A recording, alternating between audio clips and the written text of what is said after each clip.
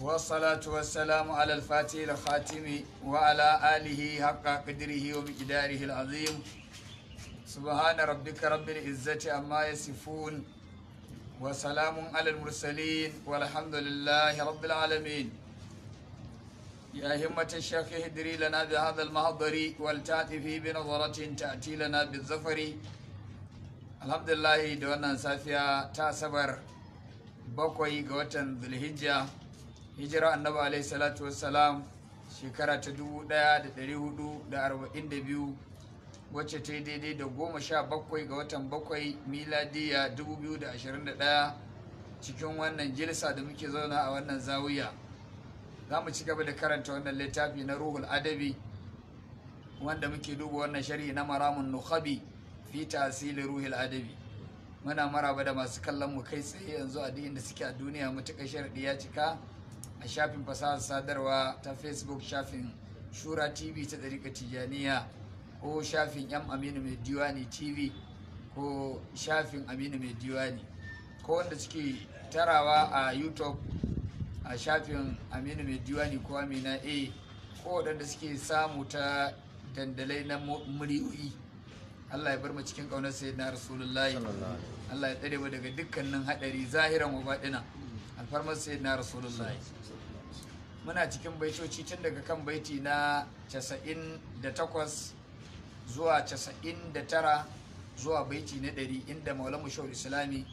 yake wajahar da mu cikin abubuwan da za mu guje su saboda mu samu salama, mu samu zaman lafiya. Domin ya gaigaya mana abubuwan da matukar muna yin su to zuciyarmu za ta kashe. Allah ya tsare mu alfarmar sai na Rasulullah. Tun daga inda yake cewa wa haka afatin tukassil qalba hubur ya sati ashaddu aiba mazhun wa ghibatun jalis su'i mazhun namimatun wa nafs su'i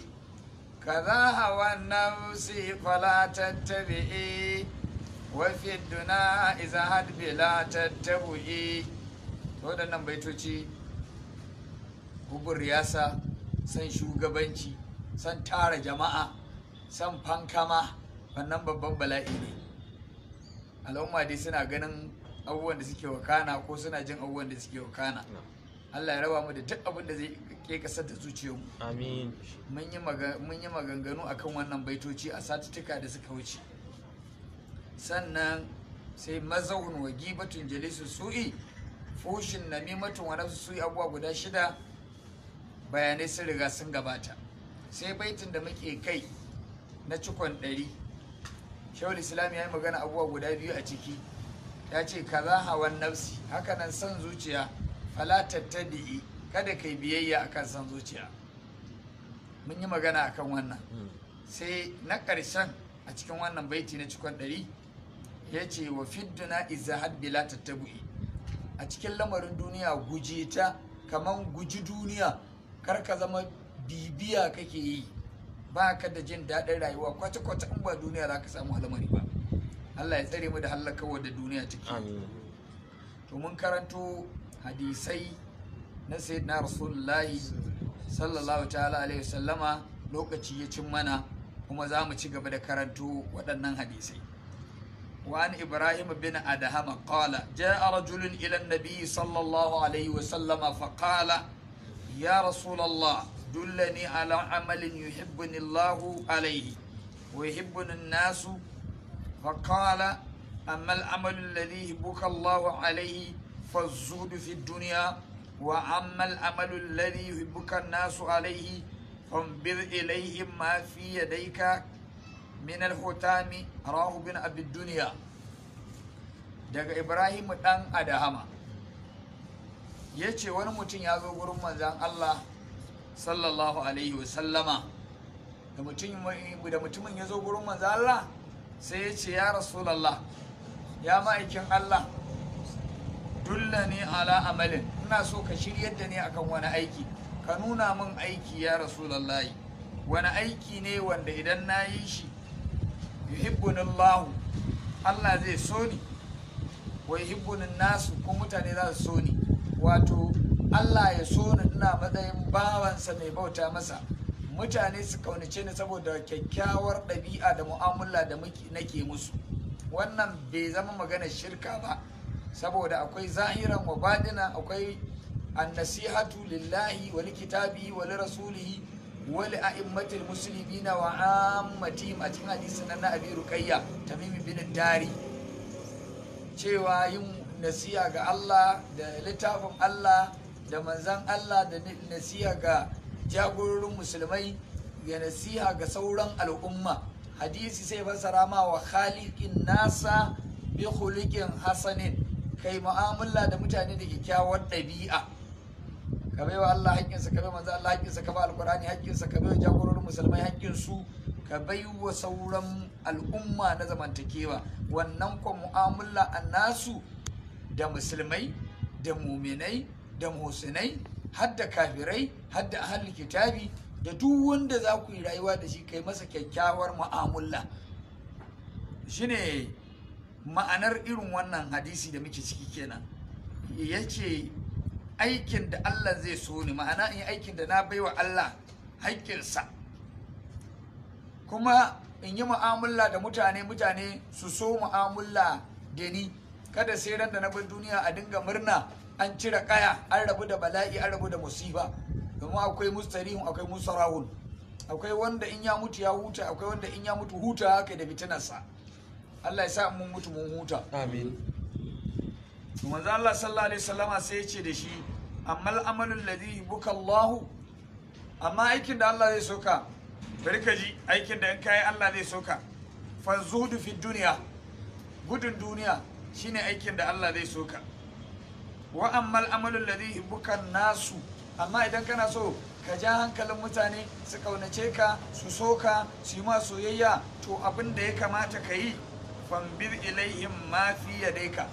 abin da yake tare da kai, ka samu wadata ta kuɗi ko ta ilimi ko a mulki ko wani abu wanda za ka amfanar da mutane, to ka yi ƙoƙari ka amfanar da mutane, musamman abin da ka mallaka na duniya. Saboda halittar ɗan adam kashi 75 in ba isi giraki samu al'amarin Allah ba, duniya yake kallo. To abin da ka samu na duniya, abinci ne, sutura ce, kuɗi ne, wani abu ne wanda za ka hidimta wa al'umma, to ka hidimta wa al'umma. In ka hidimta wa al'umma ba sai an ce so ka ba, san ka za su yi, domin shi ɗan adam an halice shi a bisa san abin da ya kyautata masa, ko zuciya ma gaba ɗaya. Jubilatul qulubu ala hubbi man ahsana ilaiha wa bughdi man asa ilaiha, an halicci zukata a bisa san wanda duk ya kyautata musu, wanda duk ya bata musu ba sa san sa. To mu'amala kai da ni da mu, duk lokacin da muke wannan rayuwa ta duniya, mi tunani mi tsayi, wai menene in mun yi za mu faranta wa al'umma su ce Allah ya saka da alhairi. To ga abubuwa nan da yawa,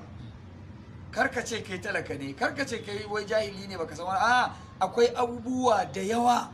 Annabi da ya saki wannan bonanza, hatta kaya akan hanya ka gani ka dauke ta, ko dutse ko rami, ko ka taimaki mutum akan dabbarsa. Kai in ma baka samu wannan ba, manzo Allah sallallahu alaihi wasallam ya ce ka kame bakinka daga yi wa mutane sharri da kazafi, ka kame bakinka. Duk wannan Annabi alaihi salatu wassalam shi ya kawo mana wannan, saboda mu zauna lafiya, saboda sunan addinin mu al-Islam, addinin zaman lafiya. Fambir ilaihim, ba su abin da yake hannunka, shine ma fiye dai ka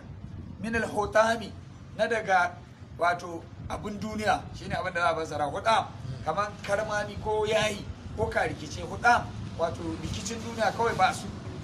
kar ya zama ɗabi'arka na wani banza naka dukiya. In ka zama haka ba daidai kake ba, in dai na wani banza kai naka dukiya ba daidai bane. Wannan da irin wannan ɗabi'a manzan Allah ya jagoranci duniya, kuma so ake kai koyi da shi, so ake nai koyi da shi, so ake mi koyi da sayyidul wujudi. Yana yin kyautar da baya jin tsoron talauci, yudi ada man lam yakhshal faqara. Manzan Allah yana yin kyautar da wanda baya jin tsoron talauci. Wai yudika yawman summa yawman falam yazal limadihi yudin nawala wala yakasha. ya baka yau ya baka gobe ya baka jibi, baya jin tsoron talauci. In ma aka ce ya tsaya sai a garansa ya canja. Sai wani sahabi ta ce ya Rasulullah ciyar, ya ce da aka umarce ni ya Rasulullah, mu ma muna so ya Rasulullah, na zahiran wa baɗina. Ya Rasulullah. Wannan hadisi ibn Abi Duniya ya kai shi. Sai hadisi na gaba a cikin wannan baiti dai, wa fidduna izahad bila tattabu'i, wa fidduna kaza hawan nafsi fala tattabi'i, wa fidduna izahad bila tattabi'i, kaza hawan nafsi fala tattabi'i, wa fidduna izahad bila tattabu'i. Tattabi'i tattabu'i waccan baɗin kisira ce saboda fili amri ne na nahayu. Wannan kuma labari yake baiwa bila tattabu'i ba tare da bibiya ba. Hadisi daga Abu Hurairah Allah ya kare yadda gare shi. An Abi Hurairah radiyallahu anhu qala qala Rasulullahi sallallahu alaihi wa sallama az-zuhdu fi dunya yurihu al-qalba wal jasada, rawahu Tabarani bi isnadin la ba'asa bihi. Daga Abu Hurairah Allah ya kare yadda gare shi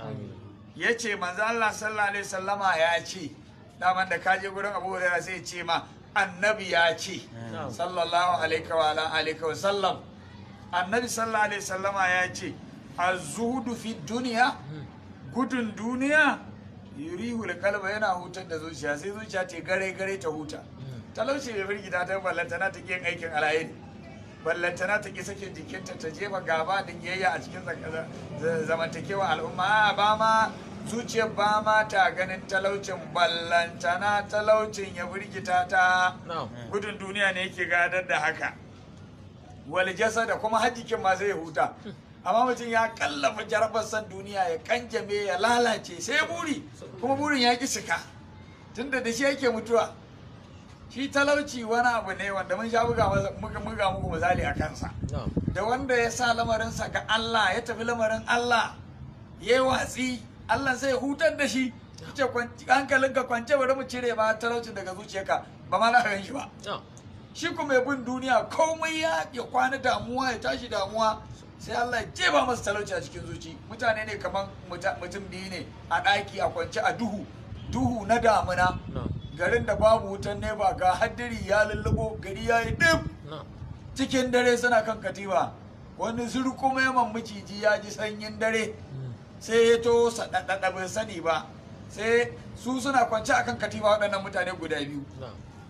Sai macijin ya zo ya shiga tsakiyarsu, ya miƙe tsawon su ɗaya. Wani kasar goma maciji kawai sai aka kawo wutan neba falau cikin dare. Sai ɗaya daga cikin mutanen nan sai ya farka, sai ga maciji ya ɗaga kai haka yana juya kan nan. Sai aka ɗauke wutar kuma ɗin duhu, shi ne ɗaya ya gani, ɗayan kwa bacci yake bai ma gani ba. Da Allah, idan an ɗauke wutar nan, waye zai kwanta yi baccin lafiya, waye cikin tashin hankali? Wanda ya farka ya ga maciji aka ɗauke wuta shine mai tashin hankali. Waye zai kwanciya cikin farin ciki, cikin jin daɗi, lami lafiya? Wanda bai gan shi ba. To haka talauci yake. In dai kana ganin talauci a zuciyarka, to kana cikin tashin hankali. Wallahi mala, in dai kana ganin talauci a zuciyarka, wayo talauci, gashi nan. Hewan, gizo yake yi. Allah cire mana shi a cikin ya bar mu da Allah da sayyidul wujudi kawai. To kaji abin da Annabi sallallahu alaihi wasallam ya gaya ma. A duka ganin ka kana tacci baya, ka rasa yanda wayaya. Wai ka gama shi irin wani talakan ko mu'amala talaka ba so, ya fi so ya makale masu kuɗi ta dace. Wani kuma makaryaci ne ma a talaucin, sai ƙarya. Allah ya kiyaye mu. Albarkar sayyidina Rasulullah sallallahu alaihi wasallam shine abin da Annabi sallallahu alaihi wasallama ya faɗa. Shine wato gudun duniya yana hutar da zuciya, yana hutar da jiki. Tabarani ya rawaita da sanadin da yake babu laifi. Babu laifi a cikin wannan sanadin. Tabarani ya fitar da hadisi da sanadinsa daga Abdullahi dan Abbasu Allah ya kare yadda gare su Abbasu dai dan Abdul Muttalib kala yake cewa kala Rasulullahi sallallahu alaihi wasallama manzo Allah sallallahu alaihi wasallama ya faɗa yace Allah madaukakin sarki yayi magana da Annabi Musa ka san Allah yana yin magana da Annabi Musa shi yasa kiransa kalimullahi wa kallama Allah Musa takalima Allah yayi magana da Annabi Musa magana shi za malama wajen yake cewa wai shi in kaji ya ce kallamu wai Musa kenan in kaji Bahaushe ya ce kallamu su kallamu sun zo wato kalimullahi yake so ya faɗa ka san shi akwai kwaskwarimar yare saboda haka Allah tabaraka wa ta'ala yayi wata ganawa da Annabi Musa alaihi salam a cikin ganawar kalmomin da Allah ya gaya wa Annabi Musa sun kai kalma 1400 magana faɗa saboda haka bayan sun gama magana falamma sami'a Musa kalamal adamiyina lokacin da Annabi Musa alayhi salam ya dawo cikin mutane sai ya ji duk maganganun mutane ba daɗi ka san wanda ya saba da lamarin Allah to ba ma Annabi Musa ba alayhi salatu wassalam ai da yawa wanda ya sauki a cikin halwa a cikin yawan zikiri ya yi halwa cikin salatin manzan Allah ya yi halwa cikin istighfari ya yi halwa cikin karatun Qur'ani ko sallah ko wani abu ya saba kadaituwa yana jin daɗin wato nafahatu na rabbaniya so da yawa in yi zugo cikin majalisa ta mutane ga magari baya jin daɗin hiras baya jin daɗin hira saboda kaga shi a ruhi ma aka yi ta magana da shi ma'ana ruhinsa ne yake jin daɗin lamarin Allah to Annabi Musa alaihi salam a cikin wani hadisi ne sai na Rasulullahi sallallahu alaihi wasallama da ya dawo cikin jama'a sai ji duk maganganun mutane ba daɗi ba sa to ai ya riga ji zance mafi daɗi kalamullah shi ne zance mafi daɗi saboda haka sai dinga ganin ba ya jin daɗin zancen su saboda yana jin maganganun su saboda ya riga ya ji zancen Allah azza wa jalla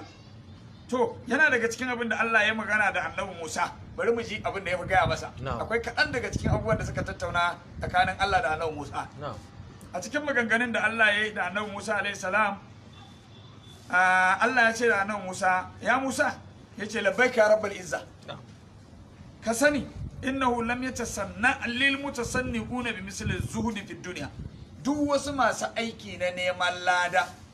babu wani aiki na neman lada mafi kololuwar daraja da ɗaukaka wanda ɗan adam zai aikata fiye da ya guji duniya ma'ana kada ya zo yana rigima da haushi da hayaniya akan harkar iya duniya kawai shine zalika mabalaguhum kenan yace to wanda dai ya guji duniya to yayi shi yake kira warau to babu abin da masu kusatuwa za su kusace ni da shi na ibada kaman su nisanci haramun wato nisantar haramun ta fi aikata ayyukan fada'ilu an gane ko mutum ya zo yana aikata ibada amma yana aikata haram to ya guji haram din shine abin da aka fi nema gudun haram din shine abin da aka fi nema ba yawan ibada ba gudun haram ya fi yawan ibada falala gudun haramun ya fi yawan ibada falala sai ina sai Allah tabaraka wa ta'ala ya ce walam yata'abbadul muta'abbiduna bi misli al-buka'i min khashyati masu ibada bisi wata ibada mafi kololuwa da daraja wacce na fi so ba kaman waɗanda za su yi kuka saboda tunani wanda za su yi kuka saboda tsoro na wannan ai suna daga cikin kujerun ma da za a zaunar da su a inuwar al'arshi a ranar alkiyama wanda suka yi kuka saboda tsoron Allah kala Musa nan Musa sai ya ce rabbal bariyati kulliha ya ubangijin halitta duka wa ya malika yawmul din ya mai mulki ranar addini shine wa ya malik ya mai mulki yawmul din ranar sakamako wa ya zal jalali wal ikram ya ma abocin daukaka da girma ma za a tattalau me ka tanadar waɗannan jinsin mutane kala uku wai ba kala uku rak ba a duk wanda ya biyo ta wannan jam'iyya duk wanda ya biyo ta wannan hanya me ka tanadar wa irin waɗannan wa ma za jazaitahum wani sakamako za ka yi musu kala sai manzan Allah sai Allah ya ce sai Allah ya ce inji manzan Allah ma'ana sai manzan Allah ya ce Allah ya ce a cikin maganganun da Allah ya yi da annabi Musa alayhi salam sai ya ce amma zahidu ko amma zuhadu amma su masu gudun duniya fa inni abahatuhum jannati na halatta musu aljannata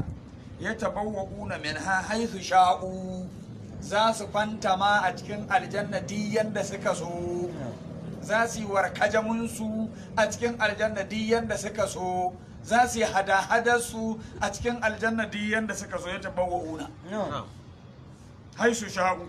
wa ammal wari'una amma masu sa katsantsan a duniya amma haramtu alaihim daga abin da na haramta musu fa innahu idza kana yawmul qiyama su idan rana kiyama ta zo lam yabqa abdun illa naqashtuhu ba wani mutum da zai zo filin kiyama sai ne masa binciken keke da keke ja Allah sai na bincika na tsefe ina laifi wanda aka masa na kashu fa a filin kiyama ba zai hayi ba man nukisha halaka duk wanda aka yi masa wato keke da keke aka yi masa taza da tsiba a laifuka duk wanda aka yi masa ya halaka to Allah ya ce to su masu gudun duniya ba zan musu wannan ba sannan kai mai kuka kai kuce kawai an gama haka za a yi musu shine ba wani bawa illa na kai tuhu sai ne masa munakasha wa fatashtuhu sai ne masa billa na a cikin laifinsa illal wari'una sai masu wato gudun haramun fa inni astahayihim ni ina jin nauyin su shi inda Allah tabaraka wa ta'ala kisa inna Allah la yasahi ay yadribu mathalan ma ba'udatan ana cewa Allah baya bari to Allah ya ce yana jin nan sai kawar da kai wa ujilluhum nakan girmama su wa ukrimuhum na mutunta su fa udkhiluhumul jannata in shigar da su aljanna Allah ya sa da mu bi ghairi hisabin ba tare da lissafi ba haka Allah ya ce annabi Musa wa ammal bukauna amma masu yawan kuka min khashiyati saboda tsorona fa ulaika lahumur rafiqul a'la mai dilla wa rasuluhu ulaika ma alladhina anama Allahu alaihim minan nabiyina was-siddiqina wash-shuhada'i was-salihin wa hasuna ulaika rafiqa to waɗannan masu kuka saboda tsoron Allah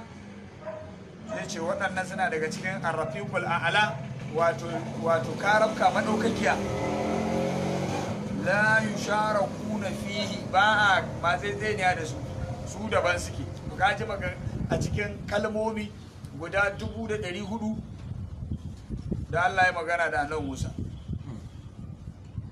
wa kharraja Abu Ya'la bi isnadihi Abu Ya'la ya fitar da hadisi da sanadinsa an Abdullah bin Ja'far daga Abdullah dan Ja'faru radiyallahu anhu Allah ya kare yadda gare shi kala yace kala rasulullahi sallallahu alaihi wa sallama manzan Allah sallallahu alaihi wa sallama ya ce idza ra'aytum man yazhadu fi dunya idan kun ga wanda yake taka tsantsan da duniya ba wai ana nufin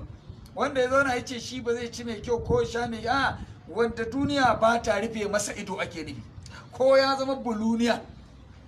a duniya amma duniya ba ta rufe masa ido ba ta ita yake ba to da shi ba ke wannan karatu da shi yake kada talaka fitik rasawa yana jira ya dauki na mutane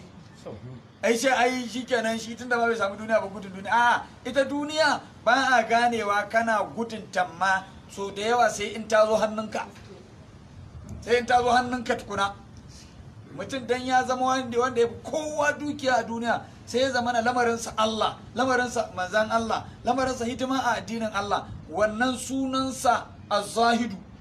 ina fata bai ji wannan amma mutum ya tashi fitik bai ci ba bai sha ba shi da cin yau ba shi da na gobe amma kuma zuciyarsa cike take da buri to wannan ba zahidu bane bai guje ta ba ai makawa an ce ga ido yace wai wari yake ko saboda haka shi zahidu wanda ya ma samu duniyar amma ba ta rufe masa ido ba ko kwa ba shi da duniyar amma kuma ba ta gabansa kaga an samu a ciki kenan ba shi da ita kuma ba ta gabansa amma ba ka da ita amma kullum kana kake da ita kana tashi kullum tunaninka kuɗi tunaninka naira tunaninka kaza gashi kuma ba ka to ba mai gudun duniya bane kai to Allah ya kiyaye mu shine manzo Allah sallallahu alaihi wasallam ya ce idza ra'aytum man yazhadu fi dunya idan kun ga wanda yake gudun duniya fadunu ku kusace shi fa innahu yulqil hikmata yana fesar da hikima domin duk wanda ya guji duniya ya koma ga Allah to Allah yana cika zuciyarsa da hikimomi in ka rabe shi sai ka zama mai hikima sai ka ji hikimomi da Allah yake bai shi Haisami ya kawo shi a cikin majami'in nasa daga Salih bin Hassan daga Urwatu dan Ja'far Urwatu bin Zubair afwan daga Urwatu dan Zubair daga Sayyida Aisha Allah ya kare yadda gare ta Sayyida Aisha ta ce manzon Allah ya ce mun qalat qala li rasulullahi sallallahu alaihi wasallam ta ce manzon Allah ya ce mun idza aradti lihuqa bi inda kina so ki gamu da ni cikin yardar Allah a lahira falyakfiki min ad-dunya da mu ake shi manzon Allah zai hada shi da ziyararsa duka ayo mu'minai ma Allah yana hada su da zuriyoyinsu ballantana sayyidul wujudi shugaban mu'minai wannan mu ake gayawa kaman idan kana so kai gamuwa da sayyidina rasulullahi gamuwa ta rahama a aljanna a lahira to shine manzo Allah yake ga sayyida Aisha ta sayyida Aisha yake ga mana wannan yace fal yakfiki min ad-dunya kaza da rakibi dan abin da kika samu na duniya kaman guzurin mahayya sheki da abin da ka samu gode wa Allah Allah ya ma komai muna yin wasu karatuka da yawa kuma karatuka na wasu ne mana waya sai ce sun yi amfani da wannan da nake cewa da Allah da annabi malam da kake ganin Allah bai baka komai ba dan Allah ka tuna ni'imomin da Allah ya ma a cikin ni'imomin Allah tan girman Allah ka dinga tuno wasu Allah ya ma kaza Allah ya ma kaza Allah ya ma kaza zai lissafu ne bayan ta duni matallahi la tusuwa kaga dai ga baki ga harshe ga hanci ga kunne ga kai ga ido ga kafa ga ciki ga baya ga hankali ga ji ga tasisi ga ka an yi ka mutum ga ka musulmi ga kama kana da uwa da uba wani bai san wasa da wasa ba wanda ya aka haifo shi ta wannan hanya ya mana abuwa haka Allah ya kaddara masa amma kai da kake da uwa da uba ka san danginka ka gode wa Allah ma tukuna wannan ni'ima ce ka gode wa Allah yanzu magana nan da muke da kake ji ita ma ni'ima ce ta Allah da kake ji da Allah ma ya kaddara an saka daga cikin halkar da za ka ji irin abubuwan da ake faɗa din da mu da muka zauna din duk wannan ni'imomi ne na ubangiji Allah mun gode alhamdulillah wannan ita ce magana ta gaskiya Allah mun gode shine cewa manzo Allah sallallahu alaihi wasallama ya ga sai da Aisha amma da mu ake wa iyaki wa mujalisatul agniyai na hane ki da wato kulla alaka ta dole da masu kuɗi wato wani karatu ne anan da kai yake gaya ne yake gaya kai talaka kawai kai ba ka ma sha'awar zama da talaka kwata-kwata kai kuma talaka da yawa talaka za ga wani lokaci ko wani abu sai ga talaka yin yan uwansa yake gujewa amma ya makalle yawa masu akwai kuma ba sa yin sa sai naci na bala'i kuma ba sa yin sa to da wannan da wani irin wani halayya ake karka ce kai kawai ka kaka bawa kanka ƙaryar arziki shiga rumbun aya da igiya haka ba shi yace ƙaryar arziki shiga rumbun aya da igiya da yawa al'umma wasu mun tsinci kansu a cikin irin wannan ƙaryar arziki da ka zauna da mutum sai da ma labari ai an yi cinikin kaza guri kaza kuma ƙarya yake ai mun yi kaza kuma ƙarya yake to manzo Allah sallallahu alaihi wasallama wannan sakon da irin wannan yake talaka ne kai mala kuma dinnacin kan Allah bai kai mai wadata ba wallahi a talauci za ka kare akwai babban abin al'ajabi wanda Allah ya kaddara azal talaka ne kuma shi ya zo duniya ya nuna kaman ba bai yadda ba shi dole sai ya yi kudin manzo Allah da irin wannan yake komai fa annabi ya kawo annabi ya kawo komai annabi ya kawo komai da yawa a iya yan rayuwar nan tamu wallahi a iya wannan yan rayuwar tamu mun ga waɗanda ƙarya kawai suka sa a gaba ƙarya ce su sun san ƙarya ce suna tawalar da kansu wankin hula yana kai su dare wallahi wannan wankin hulan ba dare ba sai ya kai ka shekara talaka ne kai ka dinga kallafa kanka ƙarya ka tsaya a matsayinka Allah ya ma komai da kai nake ba kai ba mala wani ka san shi sako haka ake a garba kallahu kowa sai ya ji da shi din ake yawan aka irin wani aka ce da kai nake to ana nufin duk wanda ya ji yadda Allah ya kai hakuri ka gode wa Allah kar ka manta Allah ya baka wani abu kai ne ba gane ba da yawa kaji ba yake ga sai da Aisha wa iyaki wa mujalisatul aganiyai wai baka da abokai sai yayan masu kuɗi kuma kai dan talakawa ba sa yin ka da ma aiki kake musu ko wata hanya suka nema ma ta neman naka wannan wani abu ne daban ba a hana ka je kai mu'amala a karkashin masu akwai ba amma kawai ki kallafa wa kanki ke kawar masu kuɗi ce yayan masu kuɗi ke kuma yan talakawa ta babin da suka saki ce ke dole sai kin nema ta maza ha mata kin daga karshe wannan kuɗin zai hallaka ki ba sa haka ka tsaya a matsayinka kai dan talakawa ne algawa ta mala dan hana kalla ne ka tsaya haka in dama ta samun Allah ya juyi sai ya wadata ka kai ma yawa wato zama da masu akwai yana sa kwaɗayin burin duniya kun gane karatun nan duk wanda zai zauna da masu akwai yake kallon masu akwai to buri ne zai dinga jazabinsa saboda zai ga din rayuwar talakawa ta zama wofi shi yanzu irin waccan yake so dan kareriyar mota yake so dan kareriyar gida yake so tufafi na miliyoyi yake so kaza yake so saboda bai zauna idan ya zauna a cikin waɗanda ba su da shi misalin abin nan karatu na fa yana neman faɗaɗawa yanzu mutumin da ya mallaki naira 500,000 ko naira miliyan yana cikin talakawan da ba su da naira 10,000 tasu ai shi muluniya ne a cikinsu to amma mai wannan naira miliyan ɗin in ya shiga cikin masu kuɗin da wani yana da miliyan 1000 wani yana da naira biliyan mai kuɗi ne a cikinsu ko talaka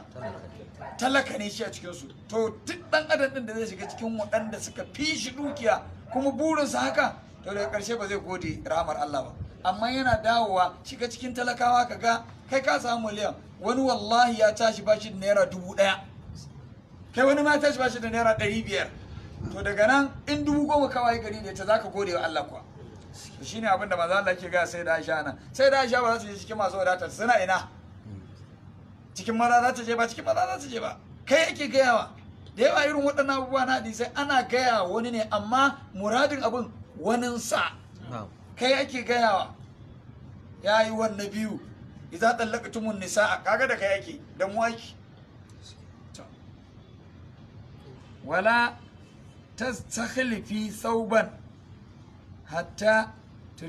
turkiyahu kar ki dinga sa tufafi sai kin kai inda za ki dinga masa maho da ya to in kina da wadata ki ba wani da kai ake da ni ake su a zamanin sun ba ta suturu kamar haka ta nan yanzu ma za ka gane da mu aken su a zamanin su wasu sahabban rigunan su daya in ma da riguna wasu ma yafi ne da su amma yanzu za ka samu a cikin al'umma ma akwai mai riga 10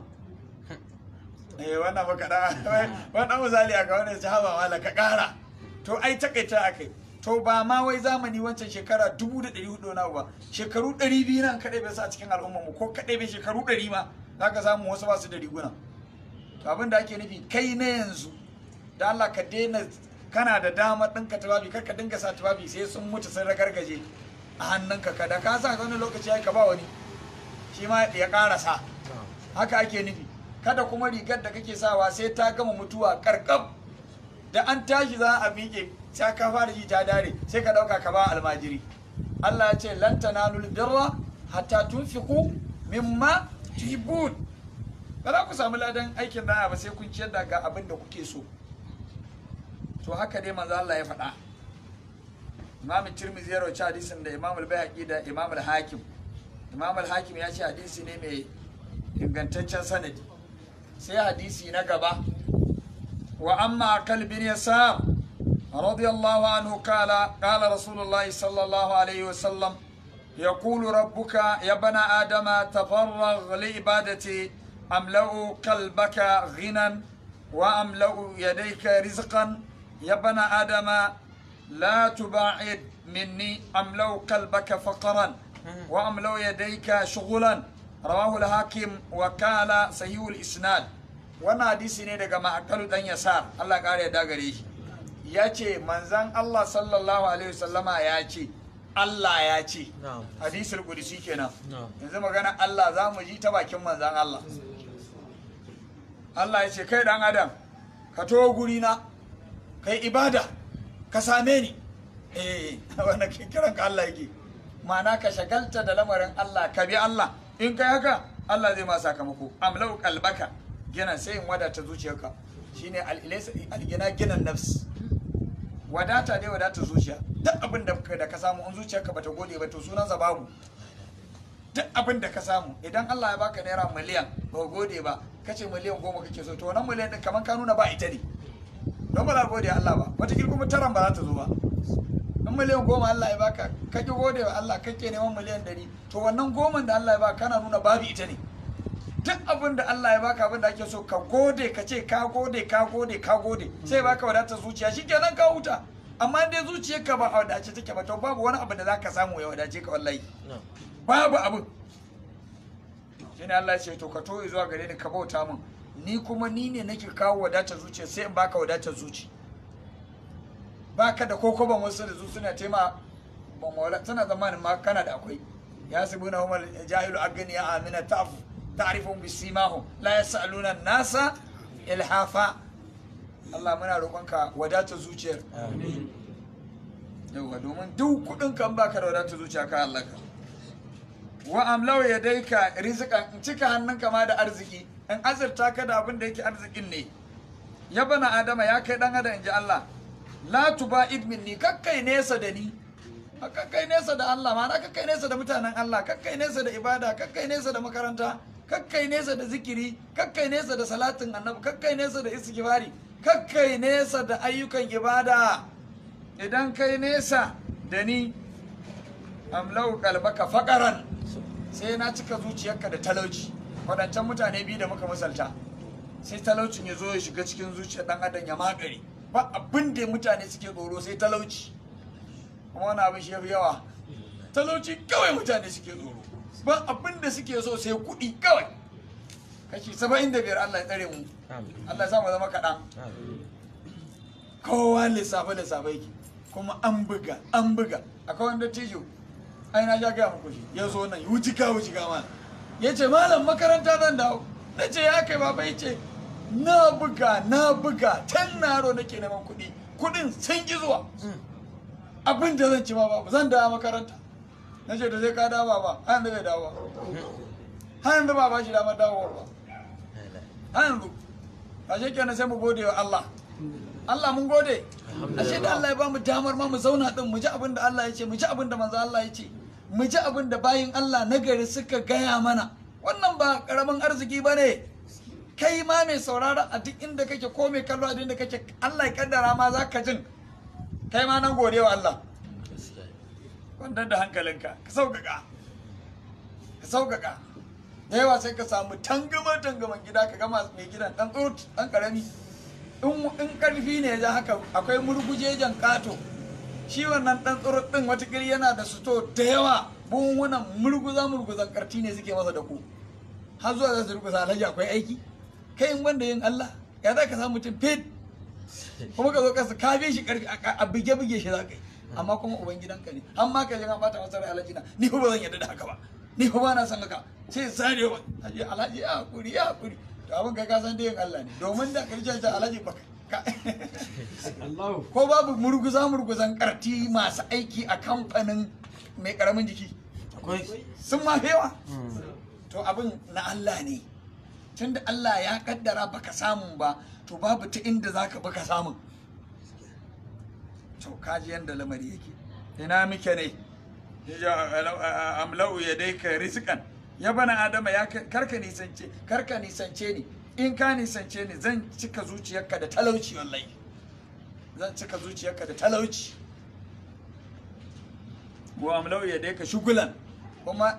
in cika ka da shagalallika na ba gaira babu dalili in cika ka da shagalta da abin da ba shi da amfani kwata wani haka Allah ya faɗa kada mu gare shi sai ga lokacin ka yayi albarka sai sha za ka rayuwar bayan Allah ba da yawa suka rayu ba amma rayuwar ayyukan alhairin kai ka ce mutum shekara 1000 aka bashi a rayuwarsa ga sunan bayan Allah da yawa wasu ga littattafan su nan, ga abubuwa na asaru nasu nan, sai kai tsammanin mutum ma shekara 1000 a duniya. To an wato an ɗora su ne, an cire talaucin, an ba su dama, sun yi aikin da suka zo yi. Dan adam kai amfani da damarka. Kaji abin da ya faɗa. Imam al-Hakim ya rawaito wannan hadisi, ya ce yana da ingantaccen sanadi. Sai hadisi na ƙarshe a wannan zama na yau, gobe ma fa za mu zauna, jibi ma litinin sai mun zauna. Yawa an gane ayi. To me zami, ni in aka yi hutun ba na ɗan jin daɗi sosai ne, in na labke kuma sai labke. Yawa da na koma na labke kuma sai ga yunkurin yana so yi mana wannan. Saboda haka hadisin ƙarshe a zaman yau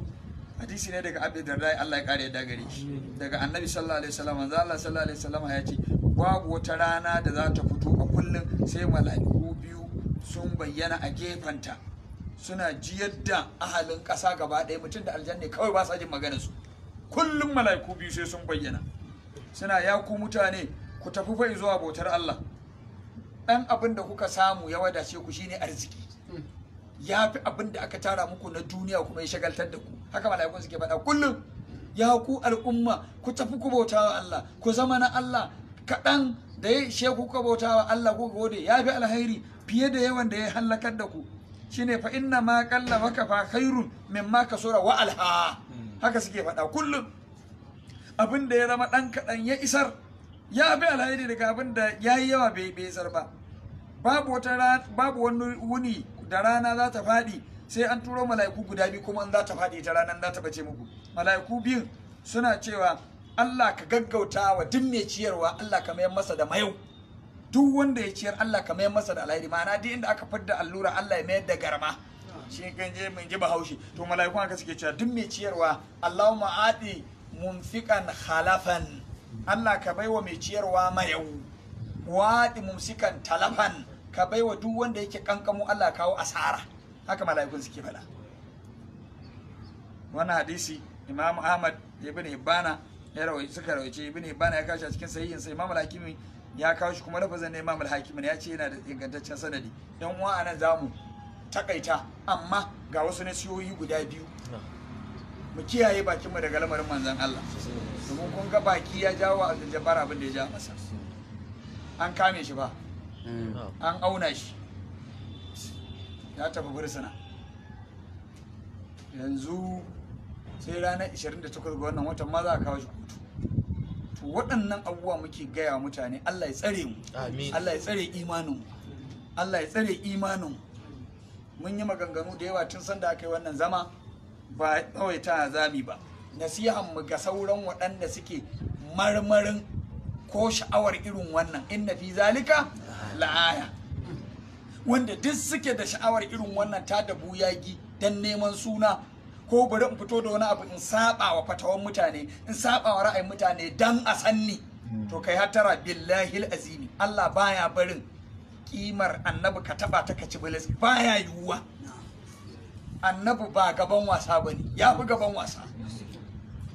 Dole sai mun gaya mutane wannan, dole sai mun, duk wanda yake da sha'awar irin wannan to inna bi zalika la'aya. Kuma wannan ma ba dan doka ba ta fa hannun mutane ne, billahi azimi. In doka tana hannun mutane, a duk wata ɗa'ifa da kake ka taɓa annabi, wallahi za a kaddaman maka. To ga abin da ya abu, ka fito ka ce kowaye a zagi masu mutunci, to an gama zagin mutunci ma gaba ɗaya yi, tunda an tafi kololuwa. Amma ai ba ta nan aka faro ba. To mabiyansa ko wanda suke ganin cewar abin da yake daidai ne, in ka isa fito ka ce gwamnati bata kyauta ba, kai ma abin da aka yi a kama ka, ko a gurin taro, ko a gurin jilis, ko a wani guri. Hata haka a cikin wannan magana, mutanen da suke dangantuwa da ɗa'ifa tamu ta ɗariƙa ko sufanci, kirarin annabi ka san me za ka faɗa, yaban annabi ka san me za ka faɗa. Annabi ba wasa ba ne, muna faɗar wannan kuma muna sake maimaitawa. Ai dama abin da aka ɗauko mana da shi mai wannan yare da ya koya wa matasa rashin kunya, rashin mutunci, kowaye, wannan ba daidai. Mun sha faɗar ta anan, mun faɗe ta ko ajiya a cikin saƙonmu mun faɗe ta. an koya matasa irin wannan. Ai akwai wani wanda ake gaya min almajiransa ne yana cewa shi kam ya bashi amma yanzu ba ma ruwansa da kowa din ma wa zai to ai an koya musu raina malamai irin wannan suna da wahalar gyarawa amma dai Allah gyara mu Allah gyara mu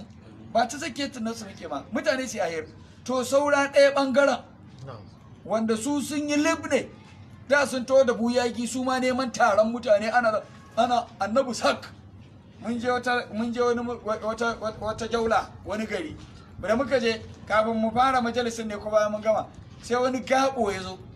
daga wani ƙauye da ɗan rawaninsa firit ta muke mutumin kirki lillahi lazi ya zo aka kawo mana abinci a matsayin mun zo daga cikin birni muna cikin cin abincin nan wai take mu ai yan annabi sak ne ka ji wawa abokin tafiya ta yi kamar ya make shi to maganar a zuwa ce ma saki kowa ka gaya ka nutsu wanda ya gaya ma haka mai manafasa saki kowa to har shi kenan ko annabi sak a garin nan suka tada wannan bayagi amma su ma lif kake ji ba a saman ba ba a kasan ba sun yi batan dabo ƙarya karewa take sai mun gaya matashi wannan ko kana so ko baka so wallahi sai mun gaya maka a Kano muke da abin da ake muna gani in an zo tarurruka na molli wasu lokaci irin waɗannan yan haurakiyan ne suke cika wurin su kuma da yawa gabaye sun fi son irin wannan mutum ya zo ya nema tarihin manzo Allah baka san daga inda ma ya samu wannan ta zo mu ji ta ba ta zo mu ji ta kawai haka nan matasa waɗanda su kuma suke rara gefen ɗebo fatoyi wanda ba sa cikin littattafan ahlus sunnati wal jama'ati wasu littattafan tatsuniya ce wallahi wasu littattafan tatsuniya ce wasu yaran a cikin mu suke ma'ana suna intisabi da dariƙa ko suna lazimi ko ba su lazimi dai wannan ba shine abin neman mu tukuna a yanzu ba amma da yawa zaka ji suna ɗebo ruwayoyi wanda wasu ruwayoyi na yan shi'a ne wasu mutum ito zai ci kasuwa da wannan mu ba mun gagga waɗanda da yawa sun biyo irin wannan ƙaryar su ta ƙare ba mutane ɗaya ba ne yanzu da irin yawon da ake gurara mawale ga mutum ya zo halin shi ido ba gaira babu dalili ba abin da zai gaya muku in ya karɓi su bi kama ranka sai ya ɓaci dan barna zai ma to irin waɗannan abubuwa lokaci ya yi muna gaya wa matasa muna gaya wa al'umma manzo Allah billahi allazi la ilaha illa duk abin da zaka kasance wanzu wannan karatuka duk wanda zan fito sai na tsaya na duba na yi bincike a alkur'ani a hadisi a maganganun da na san malamai na sun fara saboda ni anan ba wani sabon karatu muke ka ba daman akwai shi littattafan magabata ne muke daukowa akwai karatun daman an gansu kawai mu karanta muke kuma duk abin da ba mu gane ba sai mu tsallake shi wallahu alamu in an faɗo ta magana ta zo da sarkakkiya maimakon zo shi to ai kaza ma ake nufi in yi ta gaba gadi no gaga can gaba gadi yanzu Hogwa ya fito hawa gaba gadi jami'ai suka dakume shi ko suka dakume shi da ai dakume shi aka yi ai rana ya cewa aka yi jijjigewa amma jiya kam da ya fito gaba gadi jami'ai suka dakume shi to Allah kiyaye Allah kiyaye mu Allah kiyaye mu alfarman sayyidina rasulullahi sannan ina waɗanda suke da wasu yan ɗariƙa tijaniya ne su koma su nemi shanansu ko koma gurin shananku na gaskiya su gaya mu gaskiya ina masu da wasu yan faira ne su koma gurin shanansu mukaddamansu na gaskiya ba na da'awa ba kada ka kuskure wani ya fake da ɗariƙa tijaniya ko da faira ya tuka ma tuwon tulu wallahi zaka kwana a ciki ka koma ka koyi suluki da jazabi hauragiya ta wuce lokaci ne da duk abin da za ka yi ana ganin ka wallahi daman dai Allah yana ganin ka ya ce ma malbiz min qawli ila lillahi raqibun atid to saboda haka kiyaye wannan lallai wanda suke da yan dariƙa ne yan faira da ma kowace ɗaifa su koma gurin malaman su na gaskiya su gaya musu gaskiya za ka ci gaba da zama a gaban malamin ka ko ya gaya ma abin da ranka zai ɓaci gaskiya ya gaya ma wa ardi shaykaka walau abakaka lakinnahu lil khairi kada hadaka amma da yawa matasa suna so ya taro na doki taron doki ba mu yadda da shi irin wannan ba sai lokacin doki ya zo kowa zama ustazu ko ya zama to wallahi duk abin da zaka yi a yanzu in ka je gurin maulidi kai ta bargara ko ka buya kai ta bargara ana ganin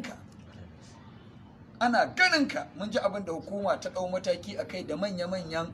malamai sun hada kansu yanzu an baza ko ma a ɓoye kana tsammanin babu security a gurin akwai duk taron da ya kai mutum 3-4 akwai a gurin maulidi ne a ina ne duk abin da ka faɗa aka gana na gefe ne za a daƙo muka ce almajirin wancan ne kai me manufarka saboda haka a hirɗinka wallahi in ka zo ka ɓoye kana ganin ai ba a kyauta ba kaza kaza ba ka san da wanda kake yi raba wataƙila za ka ji kira a magon kawai ya tara Allah ya tsare mu amin Allah ya tsare mu duk ilimin da zai hallaka mu kada Allah ya sanar da mu shi dole ne sai ka tara jama'a to yanzu ma me ba zamanin wannan hayaniya ba ce abinda kake karatu kana Najeriya dan holan yana ganin ka gaba da gaba almajirin ka ne kawai ya fa'idan yanzu lokaci ne na fa'idantar da al'umma dan Allah dan fa'idantar da al'umma dan Allah ba taron jama'a yanzu ba duk wannan abin tunda corona ma ta zo ta malmala abubuwa yanzu ba da ba ai aikin haji ba gaba ɗaya ko bana ma ba da dama ba kaga an wana so akan abin da dole sai an takaita mutane to an zin meye na malami na kafa kansa dole sai ya tara taron jama'a an daga shi mu anan ana karatu zaka ji fatsit muna fata ruwa amma zaka ji saboda bamu yadda da wannan ihun ba mu anan ba wanda zai zo ce mun hauka tafi in hau tafi ina sai mika ma littafin kai hau to a zai ka buya ba kai nazari ba kawai jiyan nazari na ka zo ka riga ni ka hallaka ni ai duk wanda ya fito gaba gani to daga ƙarshe mabiya za su hallaka shi ko kuwa ka fito aiki gaba gadi